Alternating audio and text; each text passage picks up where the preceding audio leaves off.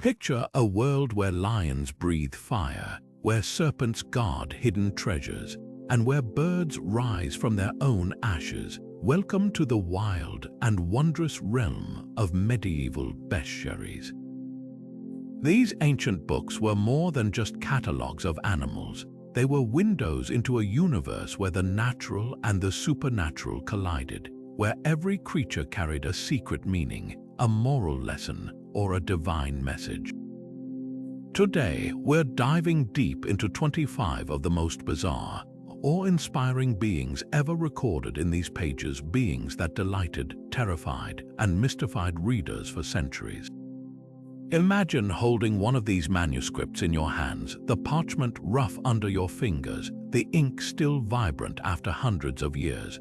Bestiaries weren't just scientific texts, they were moral compasses, blending real animals with pure fantasy to teach virtues, warn against sins, and reveal the hidden order of God's creation. A whale might symbolize deception, luring sailors onto its back before dragging them underwater. A phoenix could represent resurrection, burning itself to ash only to rise again. Every creature had a story, a lesson, and some were so strange they defy belief even today. What makes these beasts so fascinating isn't just their oddity, it's what they tell us about the medieval mind. In a time when the world was still largely unknown, bestiaries filled the gaps with wonder, fear, and imagination. They reveal how people made sense of nature, morality, and even their own humanity through the lens of the animal kingdom. And now, we're about to meet 25 of the most extraordinary creatures ever dreamed up, from dog-headed men to dragons that could swallow ships whole. So settle in, because this isn't just a tour of the past, it's a journey into a world where the impossible felt real, and where every page held a new marvel waiting to be discovered. Among all the creatures lurking in medieval bestiaries, few struck terror like the basilisk, the serpent king whose very glance could kill. Born from a grotesque paradox, a rooster's egg hatched by a toad, this monster slithered into legend with venom so potent it could wither plants and crack stones. Ancient writers like Pliny the Elder called it the King of Serpents, a title earned not just by its lethality, but by the crown-like marking said to adorn its head. By the Middle Ages, the basilisk had evolved into something far darker, a living metaphor for the devil himself. Medieval artists and scribes poured their fears onto parchment, depicting the basilisk as a hybrid horror, part serpent, part rooster, its eyes burning with malevolent intelligence. Its breath was poison, its touch corruption, and its gaze an instant death sentence. Some claimed even its reflection in a mirror could kill, a detail that inspired later tales of knights using polished shields as weapons. But the basilisk wasn't just a monster, it was a warning. Christian scholars saw it as the embodiment of sin, a creature so vile that its very existence mirrored Satan's deceptive allure. Just as the basilisk's gaze lured victims to their doom, so too could temptation lead the soul astray. Yet the basilisk also held a curious lesson about vulnerability. Bestiaries whispered that this king had one weakness, the scent of a weasel. Tossed into its lair, a weasel could supposedly kill the beast, a paradox that fascinated medieval readers. Even the most terrifying evils, they reasoned, had their counters. The basilisk became a symbol of hope, a reminder that no darkness, no matter how absolute, was invincible. From ancient natural histories to medieval morality tales, this creature slithered through centuries, leaving behind a trail of dread, fascination, and an unsettling question: what other horrors might be hiding in the shadows of the unknown? The unicorn galloped through medieval imaginations not as a mere fantasy, but as a creature of divine purity, a symbol so potent it bridged scripture, medicine, and royal power. Unlike the savage basilisk, this radiant beast embodied innocence, often depicted as a snow-white horse with a single spiraled horn capable of purifying poisoned waters. But its legend ran deeper than beauty. Bestiaries claimed the unicorn could only be captured by a virgin's lap, where it would lay its head and surrender, an allegory medieval Christians saw as Christ's incarnation in Mary's womb. This paradox of untamable strength yielding to purity fascinated scholars and artists alike, transforming the unicorn into a canvas for spiritual ideals. By the 1200s, the unicorn's horn, or alicorn, became one of Europe's most coveted treasures. Apothecaries ground it into powders promising to neutralize toxins, cure epilepsy, even prolong life. Kings displayed narwhal tusks passed off as unicorn horns in their treasuries, and Pope Clement VII allegedly drank from a unicorn cup to guard against assassination. The demand was so frenzied that merchants concocted elaborate scams, carving goat horns or antlers into spirals to dupe the desperate. Yet this craze wasn't just medieval gullibility. It reflected a world where magic and medicine blurred, where faith in the supernatural could shape empires. Heraldry, too, embraced the unicorn's duality. Scottish monarchs adopted it as a national symbol, pairing it with the lion to represent harmony between purity and power.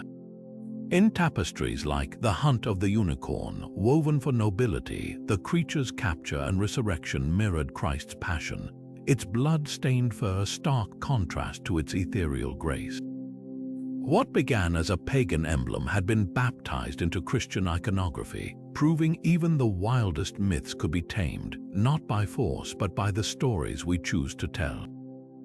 The unicorn's enduring legacy whispers a truth medieval scribes knew well. Sometimes the most powerful beasts aren't those that frighten us, but those that make us believe in the impossible. If the basilisk was nature's executioner and the unicorn heaven's herald, then the manticore was the medieval world's nightmare incarnate, a grotesque fusion of beast, man, and weapon. Originating in Persian folklore as the man-eater, this hybrid horror stalked into European bestiaries with the body of a blood-red lion, the face of a bearded human, and a tail bristling with venomous spines it could fire like arrows. Classical writers like Ctesias described its voice as a sinister blend of trumpet and flute, a siren song luring victims close before it pounced. But by the Middle Ages, the manticore had evolved into something far more symbolic, a walking allegory for the dangers of deception, its human face masking a predator's heart. Artists lavished grim detail on its triple-rowed teeth, each sharp as needles, capable of devouring every trace of its prey: bones, clothes, even weapons. Some manuscripts claimed it could mimic human speech, using whispers to coax travelers into its lair. This wasn't just a monster, it was a cautionary tale. Theologians saw the manticore as the embodiment of false prophets, its human visage representing the charm of heresy, while its scorpion tail revealed the mortal sting beneath. Even its origins were a lesson. Born from the shadows of Persia, a land medieval Europeans viewed with suspicion, the manticore embodied foreign threats both real and imagined. Yet the creature's most terrifying trait was its hunger. Unlike dragons that hoarded gold or basilisks that killed indiscriminately, the manticore hunted with chilling precision. Bestiaries warned it would spare no one, leaving villages littered with mangled remains. This wasn't mindless violence, it was a moral indictment. The manticore's insatiable appetite mirrored the sins of gluttony and wrath, its very existence a reminder that some evils wear a familiar face. By the late Middle Ages, its image adorned cathedral carvings and marginalia, a stone-faced sentinel whispering to pilgrims, "Trust nothing that smiles too sweetly." The manticore proved that in a world where the divine and demonic intertwined, the most dangerous monsters weren't those that roared, but those that spoke. The griffin and the phoenix soared through medieval bestiaries as twin emblems of celestial power, one ruling the earth and sky, the other mastering life and death. With the body of a lion and the wings and head of an eagle, the griffin embodied raw majesty, a creature so formidable it was said to guard gold mines in Scythia and build nests of solid gold. Medieval scholars saw it as nature's perfect fusion, the eagle's dominion over the heavens paired with the lion's kingship of the land. This hybrid wasn't just a myth, it became a living allegory for Christ's dual nature, divine and human, its very form a testament to the harmony of opposites. Armies carried griffin banners into battle, believing its indomitable spirit would shield them, while cathedral sculptors carved its likeness into pillars, a stone sentinel bridging earth and heaven. Then there was the phoenix, a radiant paradox, a creature that died to live. Every 500 years, according to Bestiaries, this crimson and gold bird would build a funeral pyre of spices, fan the flames with its wings, and let the fire consume it. From the ashes, a new phoenix would rise, reborn identical to its former self. Early Christian writers seized on this cycle, transforming the phoenix into the ultimate symbol of resurrection. Saint Clement of Rome saw it as proof of Christ's promise, for as the phoenix dies and rises, so shall the faithful. Manuscripts depicted it hovering above Adam and Eve's expulsion from Eden, a flicker of hope in humanity's darkest hour. Even the phoenix's diet held meaning, said to live on nothing but morning dew. It became an emblem of purity, uncorrupted by earthly desires. Yet these creatures were more than just symbols, they were mirrors of medieval ambition. The griffin's ferocity inspired knights to adopt its imagery, while the phoenix's renewal gave solace to a society haunted by plagues and wars. Their stories intertwined in unexpected ways. Griffins were often shown pulling the chariots of the sun, while phoenix feathers glowed like embers in the dark. One represented unyielding strength, the other eternal return, two sides of the same celestial coin. In a world where the divine felt tangible, these creatures weren't just fantasies. They were proof that the universe held patterns deeper than flesh, truths written in feathers and flames. Among the medieval bestiaries' most absurd yet oddly terrifying creatures, the bonnacon stands out not for its majesty or piety, but for its weaponized rear end. Picture a bull with curled horns so pathetic they bend backward, useless for goring enemies. But nature, as the bestiaries love to remind us, always compensates. This beast had a secret defense, dung so corrosive it could scorch fields and sear through armor, fired like a flaming catapult across astonishing distances. Classical writers like Pliny described it fleeing hunters while sowing destruction behind, turning its bowels into a biological trebuchet. Medieval illustrators had a field day with this one. Manuscripts show the bonnacon mid-retreat, its hindquarters unleashing a swirling brown tempest, often depicted as literal fire in later interpretations. The message was clear: even the lowliest creature could humble the proud. Some scholars argue this was satire disguised as natural history, a jab at arrogance where kings and knights could be undone not by swords but by something absurd. Others saw it as a warning about unpredictable dangers. After all, what better metaphor for chaos than a beast that turns its weakest point into a weapon? But the bonnacon might have roots in reality. Some historians suspect it was inspired by misreported encounters with European bison or aurochs, whose defensive behaviors like kicking up dirt could have been exaggerated into myth. There's also the African gnu, known for its erratic running patterns and territorial dung tossing. Yet the bonnacon's legacy isn't just about zoological mix-ups. It's a testament to the medieval love of paradox, a creature too weak to fight head-on, yet capable of leaving its enemies reeling quite literally in its wake. In a world where divine order was paramount, the bonnacon was a cheeky reminder that nature had a sense of humor, and sometimes the greatest threats came from the most unexpected places.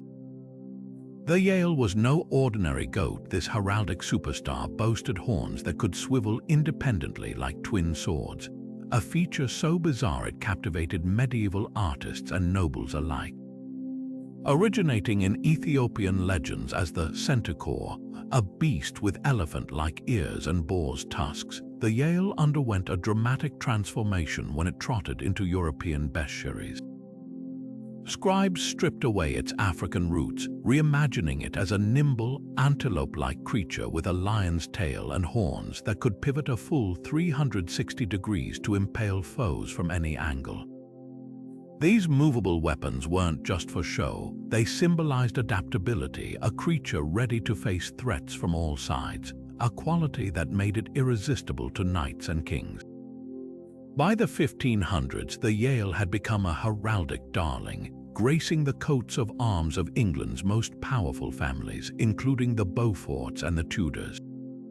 Its horns, often depicted in mid-swivel, represented strategic brilliance, a nod to the political cunning required to survive the Wars of the Roses.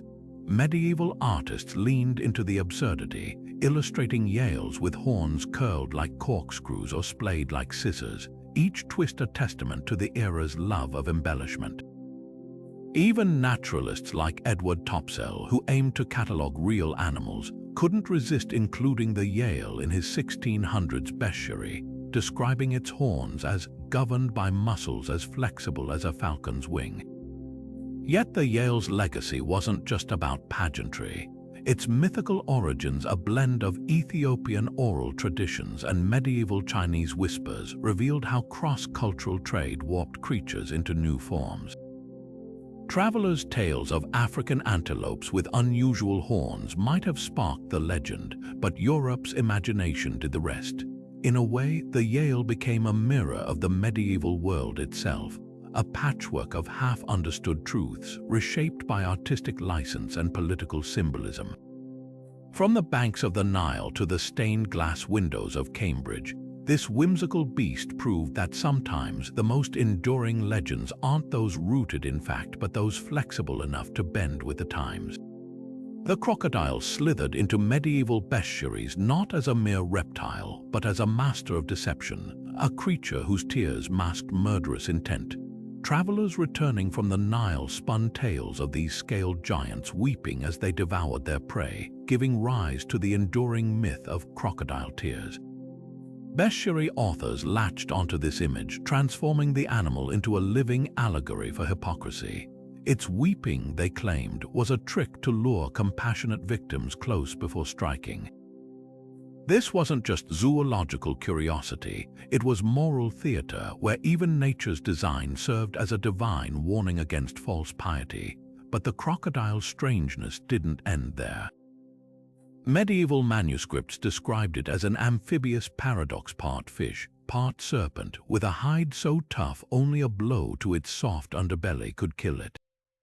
Some illustrations gave it the cloven hooves of a stag or the wattled neck of a rooster, blending biblical imagery with travelers' exaggerations. The Aberdeen Bestiary claimed crocodiles trembled at the sight of the ichneumon, a mythical weasel-like creature that would leap down its throat and shred it from within. This detail, likely borrowed from Herodotus, reinforced a favorite medieval theme. Even the mightiest predator had a divinely ordained nemesis. What's fascinating is how much real biology seeped through the fantasy. Crocodiles do produce tears, a physiological quirk unrelated to emotion, and their ambush tactics do rely on stealth. But medieval scholars, lacking first-hand observation, wove these fragments into moral fables. The crocodile became a cautionary tale about trusting outward appearances, its gaping jaws a metaphor for deceit's inevitable payoff. Even its habitat held symbolic weight. Dwelling between land and water, it embodied the sin of duality, one face for God, another for temptation. By the Renaissance, the crocodile's image softened slightly. Naturalists like Conrad Gessner began separating fact from folklore, though the weeping killer trope persisted in art and literature. Shakespeare famously weaponized the metaphor in Othello, where the Moor warns of the crocodile's tears as a symbol of betrayal. This duality monster and moral lesson captures the essence of medieval bestiaries. They weren't just documenting animals, they were decoding the universe one creature at a time, revealing a world where even a reptile's tears held the weight of scripture. No plant haunted medieval imaginations quite like the mandrake, a root twisted into human form, pulsing with both lethal danger and miraculous power. According to Bestiaries, harvesting this uncanny vegetable required elaborate rituals. Tie a dog to the plant at midnight, then stand back as its piercing scream upon uprooting could kill any human within earshot. Those who survived the process gained a treasure trove of magic, from love potions to cures for barrenness. But the mandrake wasn't just a herbal oddity. It straddled the line between medicine and dark sorcery, its forked roots resembling a screaming man or fertile woman, depending on the interpretation. Alchemists prized the mandrake as a star-crossed herb, believing it grew where the semen of hanged men dripped onto the earth, a grisly origin that linked it to transformation and resurrection.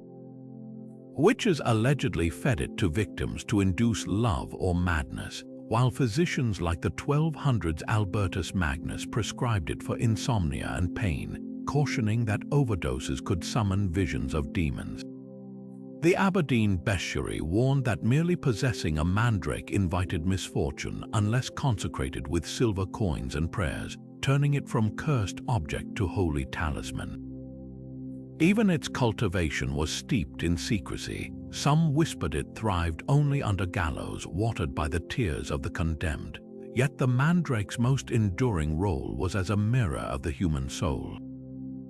Christian scholars saw its humanoid shape as proof of nature's divine design, while occultists used it in puppet magic, believing the root could channel a person's fate. By the Renaissance, its image adorned apothecary signs across Europe, a twisted emblem of healing and peril. From Shakespeare's Othello to Harry Potter's greenhouses, the mandrake's legacy endures, a reminder that in the medieval mind, the boundary between plant and person, medicine and myth, was always more porous than we might think. Dragons coiled through medieval bestiaries in endless variety, some armored in glittering scales, others serpentine and limbless, all vibrating with raw power. Unlike the rigid classifications of modern biology, medieval scribes saw dragons as fluid concepts, their forms shifting across cultures and centuries. In England, they often appeared as winged, fire-breathing terrors, their bat-like silhouettes darkening village skies. Germanic legends favored lindworms, serpentine dragons with no wings but venomous breath, while Welsh lore spoke of benevolent drakes guarding sacred pools. This wasn't just artistic license, it reflected a world where dragons were as much ideas as animals, embodiments of chaos, wisdom, or divine retribution, tailored to the fears and needs of each society. The dichotomy of dragons, devils, and protectors played out vividly in medieval symbolism. Christian theologians likened them to Satan himself, citing the Book of Revelation's great red dragon as proof of their demonic nature. Churches carved their gaping maws into baptismal fonts, a visual metaphor for sin's jaws swallowing the unbaptized. Yet in the same breath, dragons adorned royal banners like the crimson wyvern of Wessex, symbolizing a king's might to tame chaos. Even saints had their dragon tails. Saint Margaret of Antioch was famously swallowed whole by one, only to burst free, crucifix in hand, a scene that turned the beast into an unlikely instrument of faith. Alchemy and medicine further blurred the lines. Dragon's blood, actually a resin from Indonesian trees, was prized for its supposed power to heal wounds and turn base metals into gold. Apothecaries sold dragon bones, often fossilized dinosaur remains, as remedies for ailments, while bestiaries claimed a dragon's tongue could detect poison. This duality, destroyer and healer, reveals a deeper truth. Medieval people didn't just fear dragons, they needed them. Dragons gave form to the untamable forces of nature, from plagues to storms, while offering a tantalizing promise that such forces could, with enough courage or cunning, be mastered. Perhaps no story captures this tension better than the legend of St. George. Unlike earlier saints who merely slew dragons, George tamed his with the sign of the cross, then led it meekly into town on a leash, a moment that transformed the dragon from foe to servant. This narrative shift wasn't just piety, it mirrored medieval Europe's growing confidence in subduing the wild, both in nature and the human soul. From the vaulted ceilings of Chartres Cathedral to the margins of illuminated psalters, dragons thrived as paradoxes, monsters to be vanquished but also keepers of hidden truths, their bodies inscribed with the era's deepest hopes and darkest fears. The siren's song was death disguised as desire, a melody so sweet, sailors leaped into raging seas just to reach it. Classical texts like Homer's Odyssey painted these creatures as half-bird, half-woman horrors, perched on cliffs with talons curled around bones. Their voices weren't just beautiful, they were weapons sharp enough to slice through reason. Medieval Bestiaries, though, reshaped them into sleek, fish-tailed temptresses, merging with another maritime terror, the mermaid. This wasn't just a visual shift, it marked a deeper transformation in how sin was imagined, from a winged predator to a seductress rising from the depths. Early Christian writers weaponized the siren's duality. Bird-bodied sirens with their clawed feet and feathered wings symbolized the empty allure of heresy, false voices circling like vultures. But by the 1200s, bestiaries like the Aberdeen manuscript showed them as mermaids, combs and mirrors in hand, their fish tails glistening with deceptive innocence. The message was clear: lust now swam alongside pride as a mortal danger. A mermaid's song didn't just drown sailors, it drowned souls, luring them into spiritual shipwreck. Artists leaned into the metaphor, depicting sirens atop whales, a symbol of deceit, or cradling shipwrecked men like grotesque infants. Yet the siren's most potent lesson lay in her silence. Some bestiaries claimed her music stopped the moment a ship passed safely, proof that temptation's power vanished when ignored. This idea electrified monastic communities where sirens became shorthand for worldly distractions. A 1200 psalter even shows a siren playing a lute beside a monk, his eyes averted in prayer. Her song still hummed, but he refused to hear it. The siren's evolution from clawed harpy to shimmering mermaid reveals how medieval fear shifted. Early terror focused on external threats, monsters that ripped flesh. Later versions turned inward, targeting the heart's vulnerabilities. By the Renaissance, sirens adorned maps at the edges of the known world, warnings scribbled beside them, "Here there be monsters." But the real monsters, these images whispered, weren't in the ocean. They were in the human pulse, quickening at the sound of a song. The werewolf stalked through medieval minds not as mere legend, but as a chilling reality. A man who could shed his skin like a cloak and prowl the night on bloodstained paws. While modern pop culture reduces lycanthropy to full moons and silver bullets, medieval Europe treated it as both a medical affliction and a spiritual curse. Bestiaries described these creatures as victims of their own hunger, their bodies twisting under the weight of unchecked savagery. But werewolves weren't just monsters, they embodied the era's deepest terrors, the fragility of civilization, the beast lurking within every soul, and the untamed wilderness pressing at the edges of village life. Lycanthropy trials reveal how seriously these fears were taken. In 1600s France, a tailor named Jean Grenier confessed to hunting children as a wolf after making a pact with the Lord of the Forest. His trial transcript survived, detailing how he wore a wolfskin gifted by Satan himself. Grenier wasn't executed as deemed mentally ill, he was imprisoned for life, a verdict showing the blurred line between heresy and madness. Earlier, in 1521, German farmer Peter Stubb claimed a magical belt transformed him into a wolf. His alleged rampage ended with execution via wheel and blade, his story immortalized in pamphlets that spread like wildfire across Europe. These cases weren't isolated, they tapped into a primal anxiety that human reason was a thin veneer over something far darker.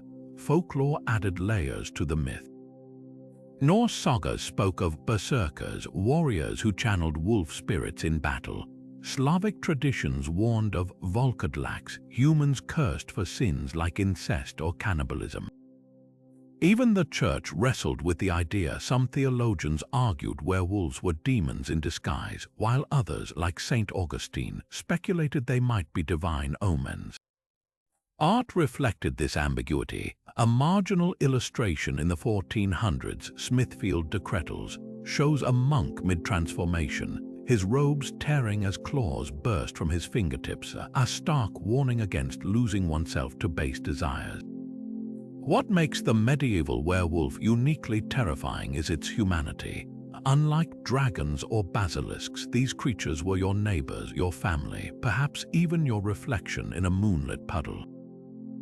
They forced communities to confront an uncomfortable truth. Civilization was a fragile construct, and the wild wasn't just outside the village gates, it was inside every beating heart. When wolves howled in the dark, it wasn't just animals answering. According to the trials, it was someone you knew calling you to join them. Strange howl echoed through the edges of medieval maps, not from wolves, but from creatures far more unsettling, the cynosphali or dog-headed men.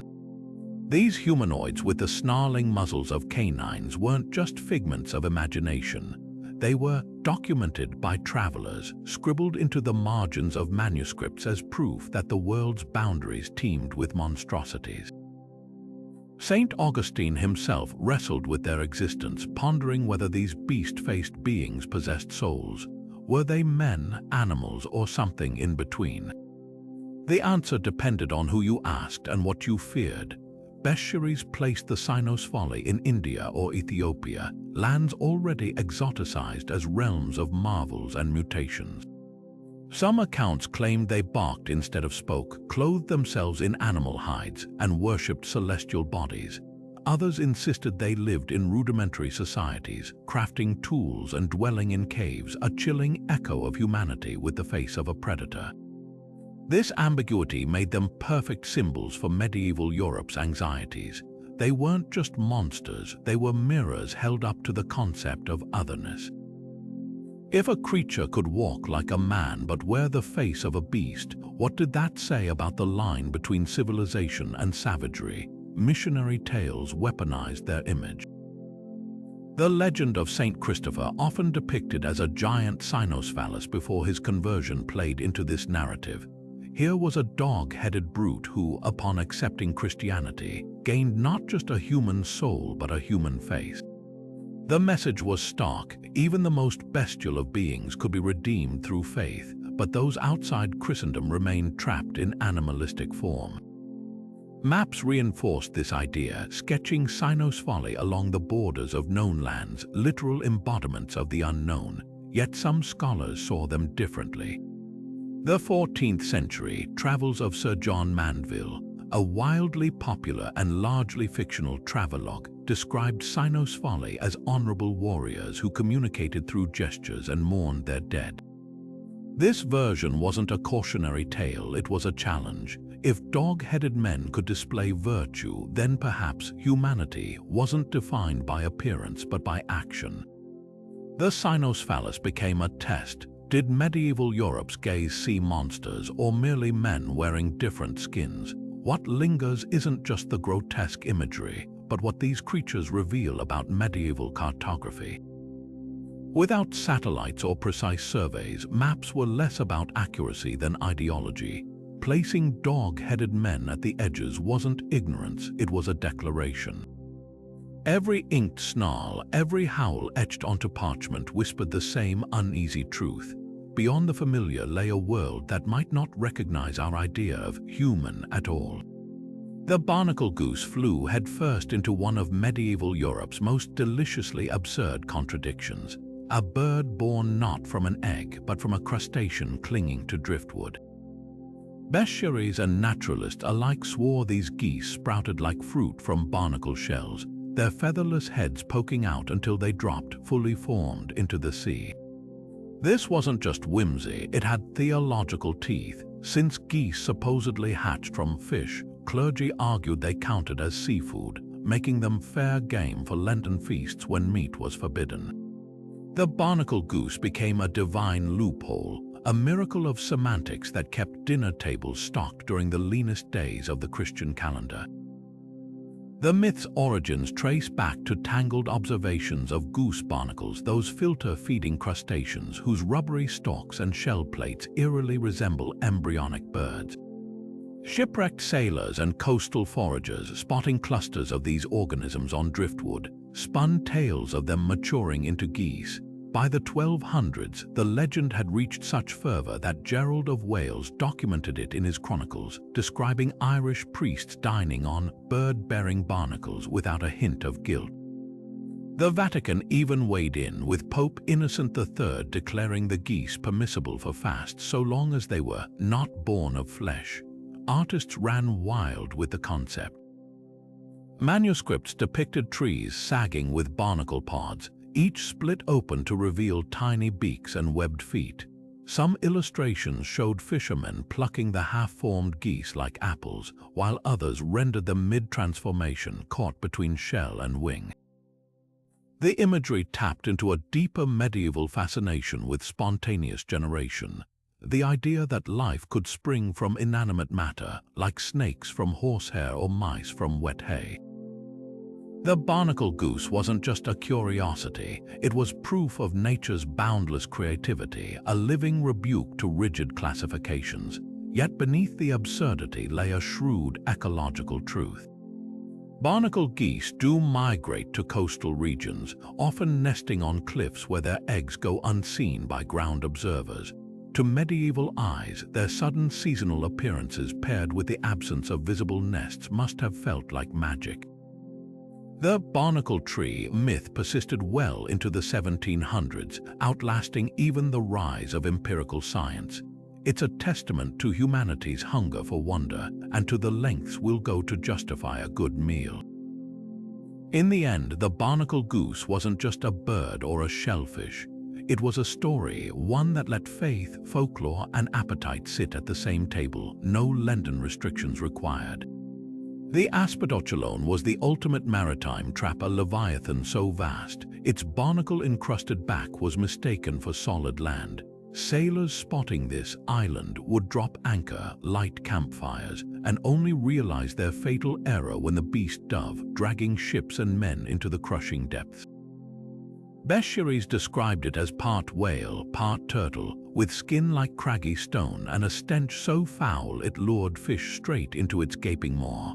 But this wasn't just a sailor's tall tale. It was a moral fable writ large across the waves, warning against the seductive dangers of false refuge. Early accounts like the Physiologus, a 200s Christian text, spun the aspedoculone as Satan's aquatic counterpart, its inviting shores a metaphor for sin's alluring surface. Just as the beast's spine mimicked terra firma, evil often wore the guise of safety. Medieval illustrators leaned into the horror, depicting desperate figures scrambling off the creature's back as it tilted toward the abyss, their fires still smoking on its hide. A 1300s English manuscript even shows monks building a chapel on its back, their piety useless against the brute's dive. The message was clear: trust nothing in a fallen world, not even the ground beneath your feet. Yet the aspedoculone's roots might lie in real encounters. Whales breaching near ships, their backs slick with algae and mollusks, could explain the living island myth. The Norse called such creatures hafgufa, mistaking their spouts for geysers on a floating landmass. Even the name aspedoculone hints at biological confusion, blending Greek words for asp and turtle, as if scribes couldn't decide whether it was reptile or fish. This ambiguity made it the perfect blank canvas for allegory. By the Renaissance, the beast had shape shifted into literature. The Odyssey's Scylla might owe it a debt, and some argue it inspired Milton's Paradise of Fools in Paradise Lost, a transient mockery of solid ground. But its most enduring legacy is as a cautionary tale. In a world where storms could erase coastlines and reefs could gut hulls, the aspedoculone embodied the sea's cruelest trick, the illusion of safety in an endless, shifting void. To medieval minds, it wasn't just a monster. It was the ocean itself, teaching a lesson as old as seafaring sometimes. The deadliest things are those that look like home. The Lucrota lurked in the shadows of medieval bestiaries as nature's cruelest ventriloquist, a monster that could steal voices straight from human lips. Described as a grotesque fusion of lion, hyena, and stag, This creature boasted a jaw stretched ear to ear, lined with bony ridges instead of teeth. But its true horror lay in its uncanny ability to mimic human speech, luring travelers into the wilderness with the desperate cries of loved ones or the pleas of wounded strangers. Classical writers like Pliny claimed it originated in India, but by the Middle Ages, scribes had transplanted it to Africa, where its legend grew wilder with each retelling. What's fascinating is how closely the Lucrota's traits mirror real African fauna. If viewed through the warped lens of medieval hearsay, its gaping, toothless maw echoes the hyena's bone-crushing jaw strength, exaggerated into something alien. The stag-like legs might stem from fleeting glimpses of antelope herds fleeing predators. Even its vocal trickery finds eerie parallels in the African wilds. Baboon screams carry for miles, sounding eerily human, while hyena laughter twists into something uncomfortably familiar. To a European scribe who'd never set foot beyond the Mediterranean, these fragments of traveler accounts could easily stitch together into a nightmare. Bestiaries amplified the Lucrota's menace with moral overtones. Its voice theft wasn't just a hunting tactic, it symbolized deception's hollow core. The creature couldn't create speech, only echo it, making it the ultimate parasite of trust. Illustrators emphasized this duality, portraying it with the regal mane of a lion but the hunched posture of a scavenger, its eyes glowing with stolen cunning. Some manuscripts placed it near desert oases, a cruel joke on mirages. Even water and companionship here were illusions. Yet the Lucrota's legacy isn't just about fear. It reveals how medieval Europe processed the unknown.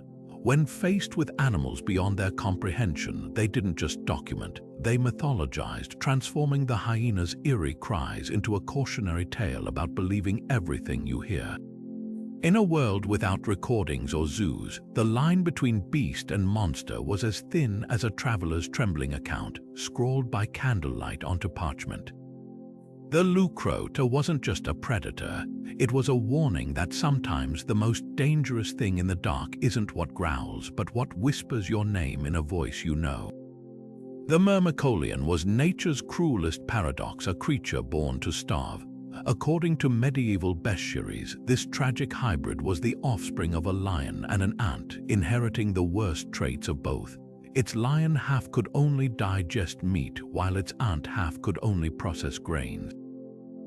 Trapped between instincts, it withered away, unable to nourish itself with either. But this wasn't just a biological oddity, it was a moral blazon stitched into the fabric of medieval thought. The Myrmecolian embodied the dangers of crossing boundaries God never intended to bend, a living warning against the chaos of unnatural unions. Artists depicted the beast with heartbreaking frailty, a lion's emaciated body grafted onto the delicate thorax of an ant, its face twisted in perpetual hunger. Some manuscripts placed it amidst barren landscapes, gnawing futilely at rocks or its own limbs. The symbolism was unmistakable. Here was a creature damned by its very origin, a divine lesson written in flesh and bone. Theologians seized on its plight as an allegory for spiritual dissonance. Just as the Myrmecolian couldn't choose between carnivore and herbivore, so too could the soul falter if torn between piety and sin. A 1200s bestiary from France even paired its illustration with Psalm 119. My soul clings to the dust, give me life according to your word. The message was clear, straddling two worlds led only to ruin. Yet the Myrmecolian's roots stretch back to a mistranslation. The original Hebrew term, laish, a fierce lion, was misread in Greek as Myrmek's aunt, birthing this impossible hybrid through scribble error. Medieval scholars, unaware of the mistake, wove entire sermons around it. The creature became a cautionary tale for social hierarchies too, warning nobles against mingling with commoners or Christians marrying outside the faith. Its suffering was framed as divine retribution for violating the natural order. What lingers isn't just the absurdity, but the pathos. In a world where taxonomy was fluid and marvels lurked at map edges, the Myrmecolian was a reminder. Some lines weren't meant to be crossed. Its starved silhouette haunting the margins of manuscripts whispered a question that still resonates. When we define nature's design, do we create monsters or reveal the fragility of our own categories? In the hushed halls of medieval infirmaries, a flash of white wings could mean salvation or a death sentence. The caladrius, a snow-white bird plucked from ancient Roman lore, perched at the intersection of medicine and miracle in medieval bestiaries. This creature, no larger than a dove, held a chilling gift. It could stare into a sick person's face and silently diagnose their fate. If the patient would recover, the caladrius would lock eyes, draw the illness into its body, then fly toward the sun, burning away the sickness in its radiant heat. But if death loomed, the bird would turn away, its refusal an omen no physician dared contradict. This wasn't just superstition, it was a lifeline in an era where medicine often meant prayer. Monasteries bred real white birds like doves or herons as symbolic caladrii, their presence offering psychological solace to the feverish. The bird's diagnostic ritual mirrored medieval medical theory, where disease was thought to transmit through glances or breath.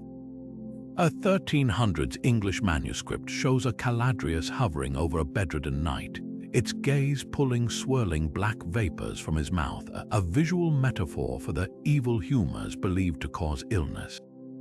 Even kings sought its symbolism. Louis IX of France carried a caladrius emblem during the Crusades, believing its purity would guard him against the plague. Christian theologians, never ones to waste a good metaphor, reimagined the caladrius as Christ himself. Its white feathers symbolized divine innocence, while its flight toward the sun evoked the ascension. Bestiaries noted the bird's refusal to look upon the damned, paralleling Christ's separation from unrepentant sinners on Judgment Day. An illuminated psalter from Flanders depicts the caladrius perched atop a crucifix, its wings outstretched like the Holy Spirit, a blatant co-opting of pagan symbolism into sacred art. Yet the caladrius also exposed medieval medicine's limits. When actual cures failed, the bird's verdict offered a grim kind of clarity, allowing families to prepare for loss or celebrate recovery without false hope. Its legend persisted well into the Renaissance, resurfacing in alchemical texts as a symbol of purification, proof that even the most mythical creatures could evolve with the times. In the end, the caladrius wasn't just a bird or a symbol. It was a mirror held up to humanity's oldest struggle, facing mortality one uncertain breath at a time. The catoblepas shuffled through medieval bestiaries like a cursed buffalo, its head perpetually bowed under an unbearable weight, not of guilt but of sheer lethal potency. Ancient travelers described this African horror as a shaggy, hog-like beast with scales running down its back and bloodshot eyes that could petrify any living thing they glimpsed. But the true terror lay in its posture, a neck so heavy it dragged along the ground, forcing the creature to graze like a prisoner chained to the earth. This wasn't just a monster, it was a divine paradox of being armed with annihilation in its gaze, yet physically incapable of raising its head to wield it. Pliny the Elder pinned the catoblepa's origins to Ethiopia, claiming its breath alone could wither crops. By the Middle Ages, bestiaries amplified its lethality, insisting its downward stare wasn't from weakness but restraint. A single accidental glance could turn a man to stone as surely as the basilisk's deliberate glare. Artists leaned into the grotesquerie, depicting matted fur clumped with mud, a serpentine tail lashing at flies, and eyes that glowed like embers through the gloom. The creature's very existence seemed to ask, what happens when destruction is shackled to suffering? Yet beneath the myth lurks real zoology. The catoblepa's slumped posture bears uncanny resemblance to the gnu, or wildebeest, an African antelope famous for its low-hanging head while grazing. Add the wildebeest's shaggy mane, unpredictable temper, and occasional aggressive charges, and it's easy to see how travelers' tales spiraled into legend.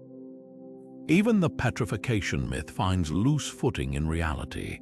Wildebeests possess a distinctive, staring behavior when threatened, their wide eyes freezing in a way that might unnerve unprepared observers. Medieval minds lacking zoological context could easily warp these traits into something supernatural. Moralists pounced on the catoblepas' plight. Its drooping neck became a metaphor for spiritual sloth, the soul too weighed down by sin to lift itself toward grace. A 1200s manuscript from France paired its illustration with Proverbs 15:13. A sorrowful spirit dries up the bones. Here was a creature literally crushed by its own deadly potential, a walking caution against squandering one's gifts. Other theologians saw it as divine mercy incarnate.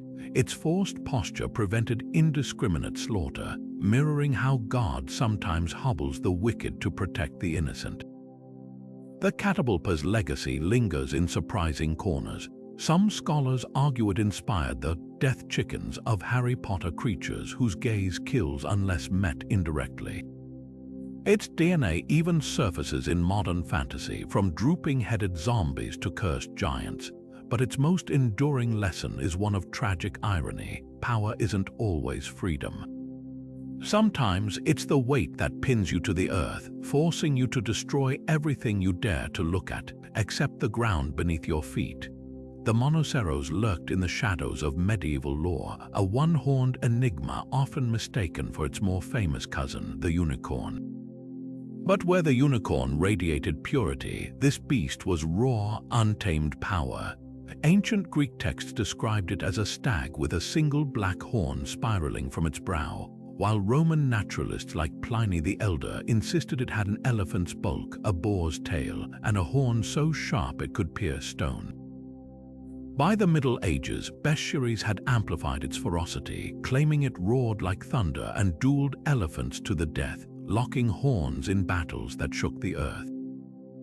This wasn't a creature of grace, it was nature's battering ram, clad in armored hide and dripping with mud from the swamps it called home. What set the monoceros apart was its cultural chameleonism. In Persia, it was the karkadan, a rhinoceros-like brute said to purify poisoned waters merely by stepping into them, a twist on the unicorn's horn legend, but with far less gentleness. Indian folktales spoke of it guarding sacred groves, its horn capable of neutralizing venomous snakebites. Meanwhile, European travelers returning from Africa spun tales of a beast so aggressive it would impale trees to sharpen its horn, leaving splintered trunks in its wake. This wasn't a singular myth, it was a global Rorschach test reflecting each culture's fears and reverence for the untamed wild. The monoceros' most enduring role, though, was as a foil to the unicorn's sanctity. While unicorns symbolized Christ's incarnation, the monoceros embodied primal chaos, a force neither good nor evil but utterly indifferent. Medieval artists painted it mid-charge, its horn leveled like a knight's lance, often surrounded by shattered shields and fleeing hunters. A 1500s tapestry in Brussels even shows one goring a dragon, its horn piercing the serpent's scales like a divine spear. Here was a creature that didn't discriminate, it would skewer saints and sinners alike. Yet beneath the bloodshed lay a curious duality. Some alchemists revered the monoceros' horn as the ultimate antidote, more potent than the unicorn's because it was earned through battle, not bestowed by purity. Its name itself, monoceros, meaning single horn in Greek, was a linguistic cousin to the unicorn, yet their legacies diverged like war and prayer. Perhaps that's why the monoceros faded from popular memory while the unicorn endured. Humanity prefers its myth sanitized. But for a few centuries, this one-horned terror reminded medieval Europe that nature wasn't just divine, it was downright feral. The satyr burst into medieval bestiaries not as a timid woodland spirit, but as a grinning embodiment of unbridled desire, a half-man, half-goat hybrid whose very existence mocked the boundaries between civilization and wild abandon. While classical Greek art had portrayed these creatures as mischievous followers of Dionysus, medieval Christian scribes reimagined them as horned demons prowling the edges of sacred texts. Their goat legs no longer symbolized fertility rites, but the cloven hooves of the damned. Their panpipes, once celebrating harvest festivals, now lured the pious toward sin. This wasn't just artistic license, it was a deliberate reshaping of pagan symbols into cautionary tales. Classical satyrs had been complex figures, drunken revelers, yes, but also guardians of orchards and companions to nymphs. Roman mosaics show them trampling grapes with childlike glee, their animalistic features balancing humor and menace. But by the 1200s, illuminated manuscripts like the Rutland Psalter depicted satyrs with bestial faces and exaggerated phalluses, often lurking in the margins alongside other monstrous races. Their transformation wasn't subtle. Where Greek vases had shown them dancing, medieval art showed them leering, their goatish grins twisting into something far darker. Theologians weaponized their image. Saint Jerome described satyrs as proof of the devil's ability to mimic God's creations, a perversion of the human form meant to test faith. Bestiaries claimed they dwelled in deserts, those biblical wastelands synonymous with temptation. Even their music took on sinister tones. The sweet panpipes of antiquity became demonic flutes in cathedral carvings, their melodies symbolizing heresy's seductive pull. A chilling 1400s fresco in Slovenia's Hrastovlje church shows a satyr playing pipes while leading a chain of sinners into hell, each link forged from their own vices. Yet satyrs never lost their ties to wilderness. Unlike dragons or basilisks, they represented not external threats, but the animal within, the primal urges simmering beneath every human skin. This duality fascinated artists. In the Smithfield Decretals, a satyr plays chess with a nun, his hoof resting suggestively on her robe. The message was clear: sin didn't always roar. Sometimes it smiled and made its move. By the Renaissance, satyrs began shedding some of their demonic baggage, thanks to rediscovered classical texts. But their medieval legacy lingers in our language. The word satirical nods to their mocking nature, while their horns still adorn depictions of the devil. They remind us that the line between man and beast was never as firm as we'd like to believe, and that the wildest creatures often wear the most familiar faces. The Gorgon slithered into medieval bestiaries not as a sorrowful victim of Athena's curse, but as a full-blooded monster, a writhing mass of serpents and scales whose very visage turned flesh to stone. While Greek myth remembered Medusa as a tragic figure, violated and transformed, Christian scribes stripped away her humanity, recasting her and her sisters as demonic forces hell-bent on petrifying the pious. Their hair wasn't just tangled with snakes, it was a seething nest of venomous temptation, their wings now leathery and bat-like, their once beautiful faces twisted into grotesque masks of divine wrath. This wasn't artistic evolution, it was theological warfare, transforming pagan symbols into instruments of spiritual terror. By the 1200s, Gorgons had shed their classical origins entirely. Some bestiaries merged them with dragons, giving them scaled bodies and forked tongues. Others depicted them as hybrid horrors, part woman, part boar, with tusks curling over lips crusted with the blood of would-be heroes. The Aberdeen Bestiary goes further, describing their breath as a corrosive mist that melted armor before their gaze could finish the job. What unified these versions was their role as divine punishers. Where ancient Greeks saw Medusa's curse as a tragedy, medieval Christians framed petrification as moral consequence, the fate of those who dared gaze upon sin too long. Churches weaponized their imagery. Gorgon faces leered from cathedral gargoyles, their stony grimaces a literal warning: stray from God, and your soul will harden just as surely as Lot's wife turned to salt. A chilling fresco in Italy's San Petronio Basilica shows a Gorgon not as a solitary monster, but as a trio of winged demons chained to Satan's throne, their eyes weeping blood instead of turning it to stone.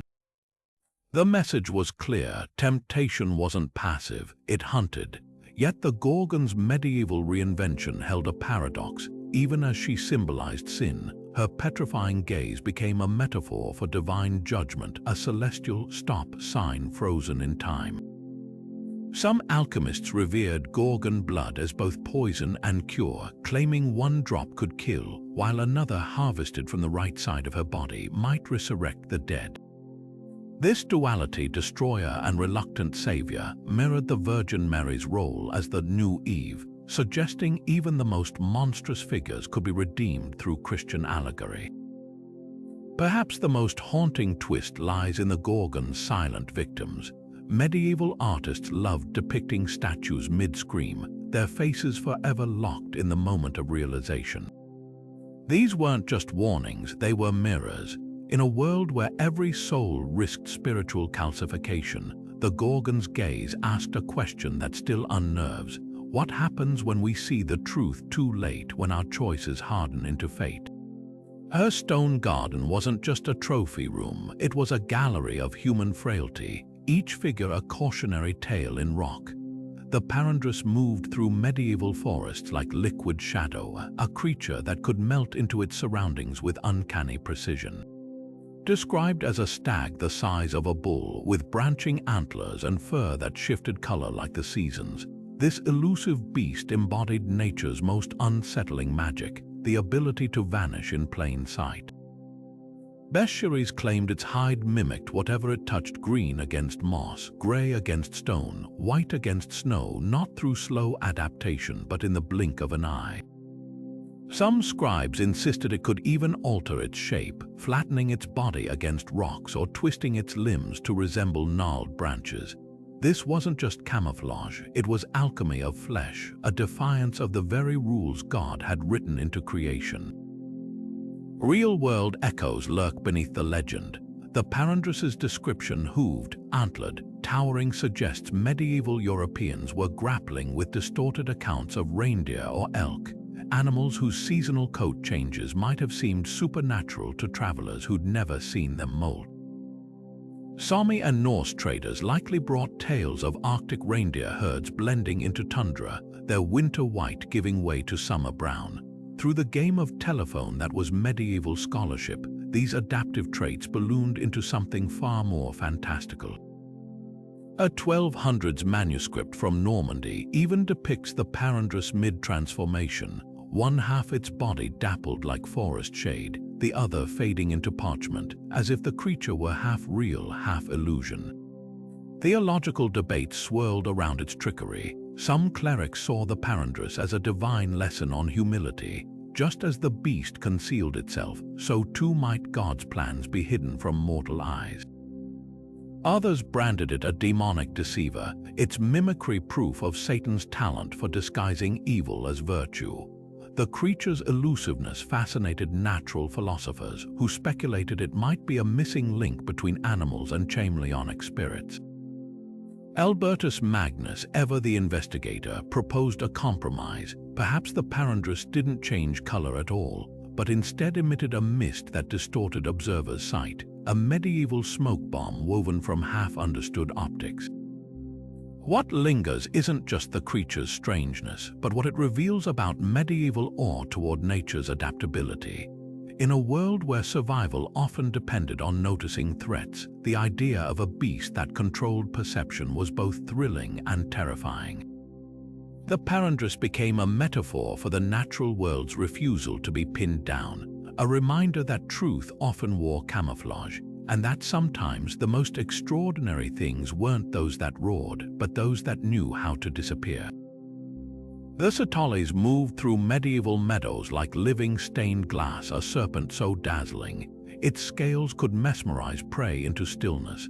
Unlike venomous snakes that struck with fangs, this creature killed without a single bite, its iridescent skin pulsing with hypnotic patterns that lulled birds and rabbits into a trance.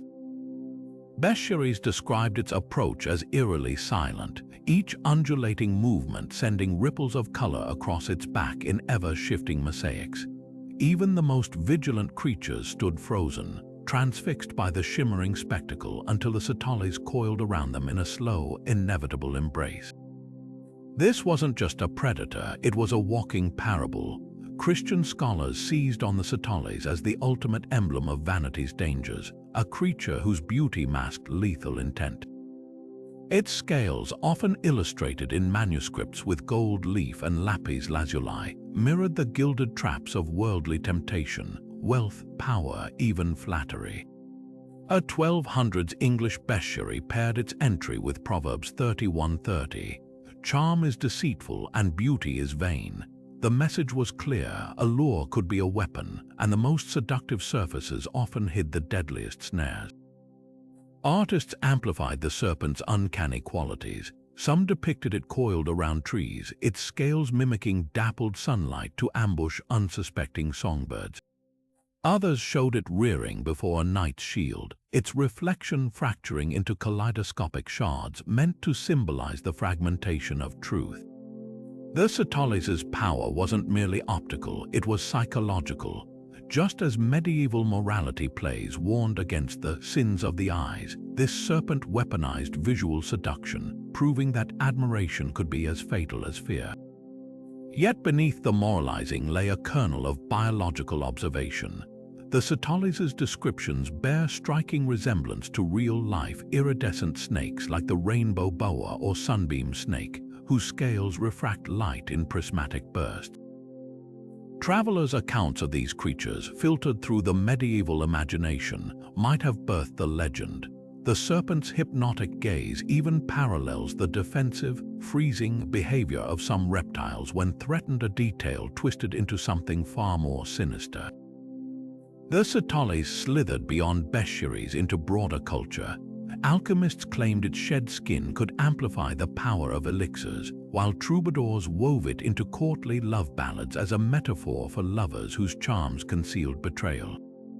Its legacy endures in modern terms like scintillating, a linguistic fossil of its dazzling menace. More than any other creature, the Symbolism embodied a truth medieval scribes knew well. Beauty and peril often wear the same skin, and the most dangerous traps are those we walk into willingly, eyes wide open. The Ouroboros swallowed its own tail in perfect silence, an endless loop of scales and hunger, a serpent devouring itself only to be reborn from its own jaws. This ancient symbol slithered into medieval bestiaries not as a mere creature, but as a living paradox, its circular form scribbled in the margins of manuscripts by monks who saw in its self-destruction the very heartbeat of creation. To alchemists, it represented the unbroken cycle of transformation, matter dissolving into primal elements only to rise again, purified. To theologians, it was divine eternity made flesh, a creature with no beginning or end, mirroring God's timeless nature. Even its name whispered mystery, drawn from Greek words meaning tail devourer, a title that curled back on itself like the beast it described. Medieval artisans rendered the Ouroboros with obsessive precision. Some illustrations showed it coiled around the globe, its body tracing the boundaries of the known world, a metaphor for the limits of human understanding. Others depicted it with alternating black and white scales, echoing the alchemical dance of opposites, sun and moon, male and female, life and death. In the 1200s, a French scribe drew it with emerald green ink, its eyes like twin flames, swallowing not just its tail but entire celestial spheres. The message was clear: this was no ordinary snake. It was the engine of the cosmos, chewing through time itself. Alchemy embraced the Ouroboros as its sacred emblem. The 14th century text Aurora Consurgens described it as the serpent of Mercury, a living representation of the alchemical process where base metals died in acid only to be reborn as gold. Its ceaseless consumption mirrored the purification of the soul, burning away dross to reveal the divine spark within. Even the great Carl Jung, centuries later, would recognize its power, calling it the ultimate symbol of the psyche's journey toward wholeness. Yet the Ouroboros held darker secrets. Some bestiaries hinted it was the biblical serpent of Eden, cursed to gnaw itself forever as punishment for tempting Eve. A chilling carving in Chartres Cathedral shows it wrapped around the tree of knowledge, its jaws clamped on its own flesh, as if knowledge itself were a loop one could never escape. This duality, creator and destroyer, healer and tempter, made it endlessly adaptable. It adorned royal scepters as a sign of eternal authority, yet scrawled in prison cells by heretics as a mockery of the Church's claim to eternal truth. What makes the Ouroboros so haunting isn't just its symmetry, but its stubborn refusal to fit neatly into any single meaning. It's a riddle written in scales, a creature that dies every moment only to live again. In a world where even dragons could be slain, the Ouroboros endured, not despite its self-destruction but because of it. A creature that feasts on itself will never starve. A symbol that consumes its own meaning will never grow stale, and so it spins onward, swallowing its tail, whispering across centuries that endings are just beginnings in disguise. These fantastical creatures weren't just flights of fancy. They were the medieval world's way of wrestling with the unknown, a tapestry woven from threads of faith, fear, and the faint glimmers of early science. Picture a scholar hunched over a candlelit manuscript, trying to reconcile Aristotle's zoology with biblical creation.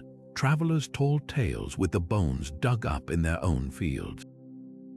Every bizarre hybrid, every impossible ability was a patch stitched over the gaps in their understanding, turning chaos into something that felt like order.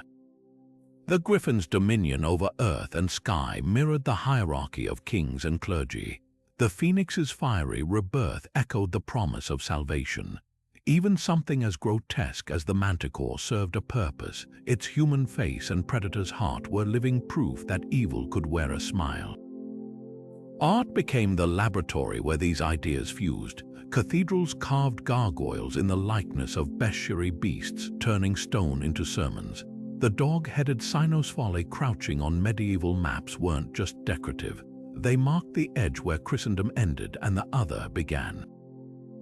Even the humble barnacle goose, sprouting mythically from driftwood, solved a practical problem: how to enjoy meat during Lent without breaking divine law. This wasn't ignorance, it was ingenuity, a way to bend the rigid rules of theology to meet the messy realities of survival. The legacy of these creatures outlasted the Middle Ages by centuries. Shakespeare draped King Lear in dragon imagery to signal his crumbling majesty. Alchemists borrowed the Ouroboros, the tail-devouring serpent, as shorthand for eternal transformation. Romantic poets like Blake and Coleridge resurrected the albatross and the leviathan as symbols of nature's sublime terror. Today, their DNA lingers in everything from Harry Potter's Basilisk to sci-fi xenomorphs, proof that we still use monsters to map the borders of our understanding. What makes these beasts timeless isn't their claws or wings, but what they reveal about the human mind. Faced with a vast, uncertain world, medieval people didn't just document it, they dreamed it into shapes they could name, fear, and even love. Their bestiaries were more than books, they were mirrors, reflecting a universe where every creature, no matter how strange, had a story to tell and a lesson to teach. And in that, perhaps, we're not so different from them after all. Medieval bestiaries were more than just books, they were doorways into a world where the line between fact and fantasy blurred into something extraordinary. These pages didn't just describe animals, they wove entire cosmologies where every creature, whether a fire-breathing lion or a self-devouring serpent, held a hidden key to understanding the divine. Think about that for a moment. In an era without satellites or microscopes, people turned feathers, scales, and fangs into a language of reverence and warning. The strangeness of these creatures wasn't just for shock value. It was a way to grapple with the unexplainable, to map the unknown with the only tools they had: myth, metaphor, and sheer imagination. Consider how deeply these creatures seeped into the medieval world. A peasant hearing about the bonnacon's explosive retreat might laugh, but also internalize its lesson about humility, that even the weak could strike back. A knight emblazoning a griffin on his shield wasn't just decorating, he was channeling celestial power, declaring himself a bridge between earth and heaven. Even the barnacle goose, that absurd seafood loophole, shaped laws and diets across Europe. These weren't passive stories, they were active forces shaping art, science, and faith for centuries. Yet what's most astonishing isn't just their influence, it's how they refuse to fade. The Phoenix's rebirth still ignites modern fantasies, from superhero origin stories to corporate logos. The Basilisk's lethal gaze slithers into horror films and video games, and every time we call someone's apology crocodile tears, we're speaking in the coded language of a 1400s bestiary. These creatures never really died, they just evolved, adapting to new eras while keeping their ancient magic intact. So here's the real question: what will our myths look like 1,000 years from now? What creatures will future historians puzzle over, marveling at how 21st century minds made sense of their world? Because that's the secret these bestiaries whisper across the ages. We don't just invent monsters to explain the dark, we invent them to explain ourselves. If these tales of dog-headed men and stone-turning serpents captivated you, imagine what other historical mysteries are waiting to be unraveled. The past is full of riddles wrapped in parchment and shadow, from lost civilizations to forgotten technologies. Hit subscribe and ring the bell, because we're just getting started. The next adventure is always lurking in the margins, ready to leap from the page into your imagination. Until then, keep wondering, keep exploring, and remember, sometimes the wildest truths wear the skin of